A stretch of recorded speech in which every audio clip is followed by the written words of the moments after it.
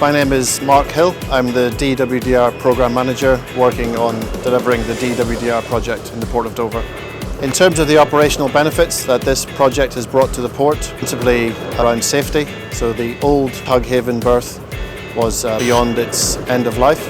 So the new berth has ensured that we have dedicated, controlled, secure access from this area we're standing in. The berth itself is been purpose designed to accommodate the tugs and the two dredgers. It's of the correct width and has got dedicated services, electric, data and water services to the vessels. The reason that we chose Inland and Coastal for the project through our rigorous tender process, I had actually worked with Inland and Coastal before, and I was aware that their design function was very thorough and robust, which gave me comfort that we would get a good design solution for the new berth. The quality of their product, the highly durable concrete, also with the galvanised steel reinforcement bar, meant that both of those things in tandem meant that there's minimal maintenance and future maintenance on the pontoon.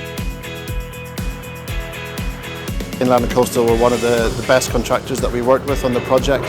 Their ease to deal with, their very positive reaction to any problems that occurred, and that's all helped with their aftercare.